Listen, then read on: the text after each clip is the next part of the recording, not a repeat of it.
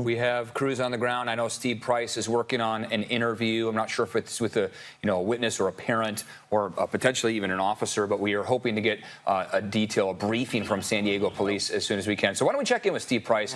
Steve, who do you have there? So I'm at Exum and Cosmo, which is just across the street from where the mosque is located, and this is Andre. Andre lives in the area. He's retired and was home around noon. And Andre, tell me what you heard right around noon. We were having lunch, and I heard at least a dozen shots. They sounded like from a semi-automatic weapon. And then there was a pause, and then another dozen shots, and again a pause, and probably another dozen, so maybe around 30 shots. That's what we heard. Then I called 911 and reported the incident. They asked me if I saw a car speeding away from the mosque, which I didn't because I was inside the house.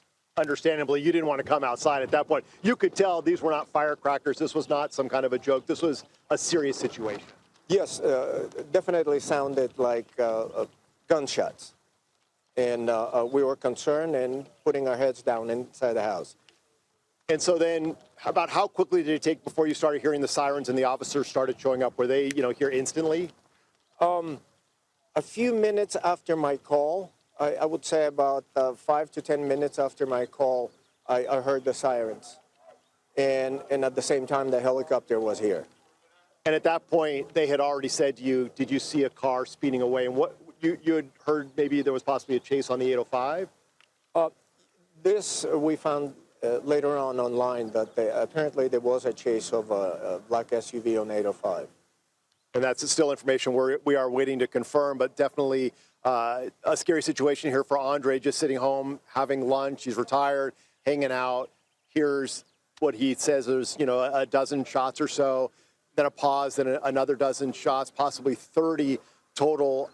And then, Andre, you also saw, I was telling folks at home, the kids coming out. It's just a heartbreaking scene as we're watching these young children coming out. That's right. We were all concerned about the kids in the school.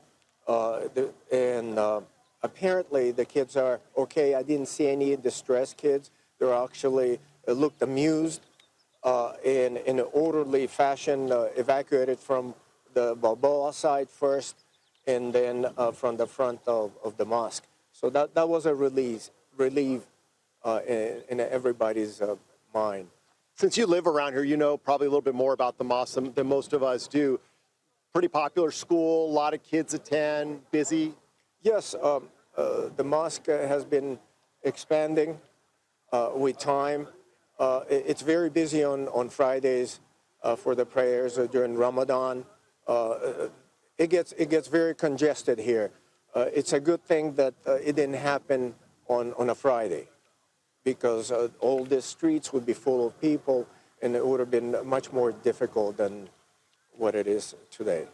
And you haven't seen ambulances leaving in a hurry, or there's no reason to believe, we have no idea at this point, victims or any information. You haven't heard anything about that either. I found out through online sources that 2 people are dead. All right, well, that we haven't, we got to wait to confirm that. But not, from what you've seen and what you've heard, no, nothing so far. I did not see, but yeah, I did find out that the guard was shot in the head, and there's another victim. All right, and we're going to continue to try to get more information from police. As you can see behind me, officers still arriving here on the scene. The situation seems to be calm, though, that they have now cleared out the mosque area. So hopefully we will be hearing from law enforcement very soon, getting the official information. We want to make sure that we have correct information that we're putting out there, because this is a very scary situation. A lot of parents out here just trying to figure out where their kids are. Fortunately, we've been able to get that information out there, but it's trickling to these parents, and a very frustrating, time-consuming situation for them. Eric, we'll send it back to you guys in the studio. All right, Steve, thanks. Yeah, it's the school at the Islamic Center of San Diego. We want to clarify that first. And we can also tell you that the school district has had some schools on lockdown. Some of those lockdowns have been lifted, but the schools that are closest to the mosque here will be the last to have those lifted. Right. There are several schools in that area. So the Hebrew school is across the street from the Islamic Center of San Diego. We heard that one also on lockdown, according to a grandmother who's waiting for her grandkids to come out. So you're seeing the location, the kids to come out. So you're seeing the location, the reunification location right there. That's where families are being advised to go to be able to see their kids or hear how their kids are doing. The Islamic Center, as we heard, has a school there, the Al Rashid School, and the center itself, the mosque there, has been around for decades here in San Diego. Thousands of members in this congregation. Yeah, largest in the county. Yeah, it's a large center, immigrants, refugees, big pillar of the Muslim community here in San Diego, where so many families gather and come together in prayer at that site. And that witness that Steve Price was just interviewing was the first person to confirm that they did hear shots fired. He heard a dozen shots fired. He told Steve.